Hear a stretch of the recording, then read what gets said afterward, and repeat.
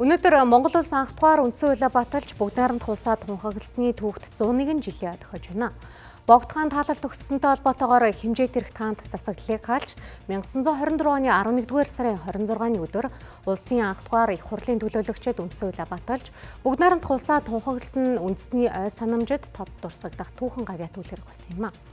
За тэгвэл улс тунхагласны баярын өдрийн ач холбогдлыг залуучууд хэрхэн дүгнэж байна вэ гэдгийг НТV мэдээ онцолж байна. Улс тунхагласны баяр шүү дээ. Мэдээж тусгаар улс гэдэг ч одоо тэгэл бүх юм нэлээд олон давуу тал байгаа шүү дээ. Тоочод барахгүй зү.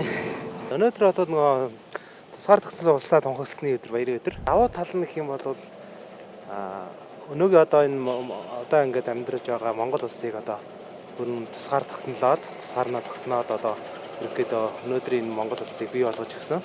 Тэгээ Монгол улс одоо бүгд найрамдах болсон гэдэг лөө. Үгүй улсаа тунхаглагсан л өдөр шүү дээ. Одоо сайн л ач холбогдолтой байлгүй дээ. Нөгөө нэг улс тунхагласны өдөр, баярын өдөр. Улсаа тунхагласнаар одоо өөрсдийн одоо ингээм бид нар Монгол гэж байгаа шүү дээ. Монгол гэдэг улс одоо тунхаглагдсан шүү. Монгол гэсэн нийт юм үндэстэн гэж байгааг нь нотолж байгаа юм болов уу? Ийхүү жил бүрийн 11-р сарын 26-ны энэ өдрийг Монгол улс тусгаар тогтнолоод тунхагласан өдөр гэсэн нийтлэг ойлголт иргэдийн дунд байна.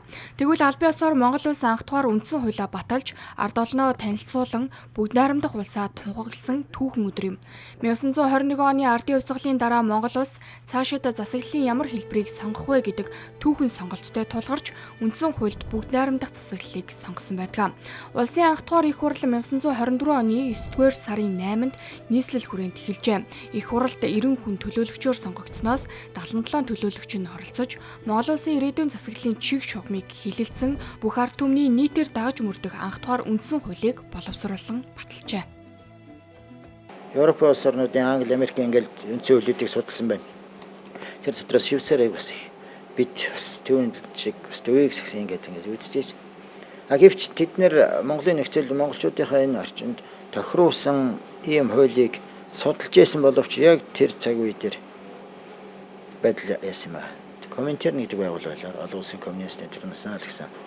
Тэгээд энэ дэлхийд нэг социализм, коммунизмын мандах тийм зорилго олон улсын хөтөлбөр байсан. Тэр биднэрт маш шахалт үзүүлсэн.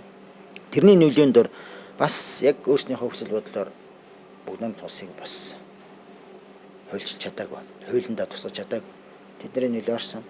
За тэглээ ч гэсэн өөр нөхцөл байгааг учраас тэр эко гэж тэр улс төрийн тэр нөхцөлд зөвлө батлаад бүгд найрамд тусаа тунхагласан юм.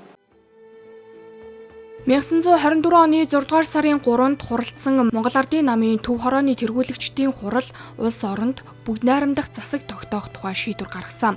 Төв хорооны бүгд хурлаар хилэлцэн баталж, харьяат бүгд найрамдах ардын засгийг явуулж, улсын бүх дээд эрхийг улсын их хурал мөн хурлаар сонгогдсон засгийн газар хадгална гэж тогтоож байв. Ийхүү монголчууд туурах тусгаар улс олсноо зарлахад төвд товоо улсууд нь хүлээн зөвшөөрсөн анхны улсууд хэмээн түүхэнд тэмдэглэгдэн үлджээ. Манай улс бүгд найрамдах байгуулалт шилжин орсон Аз тивийн анхны улсын нэг болжээ. 1924 оны энэ өдөр бүх Монгол улсыг үүнээс хойш бүгд найрамдах бүрэн эрхт ард улс хэмээн дотоод гадаадд тунхаглан зарлаж, хуульчлан баталгаажуулсан нь 20 дугаар зууны түүхэн дэх онцгой үйл явдал хэмээн үздэг байна.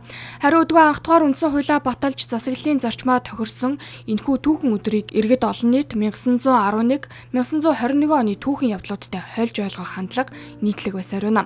Иймээс ч түүхэн өдрүүдийг тэмдэглэн өнгөрүүлэхдээ ач холбогдол, учир шалтгааныг нь олон нийтэд таниулах нь чухал байна.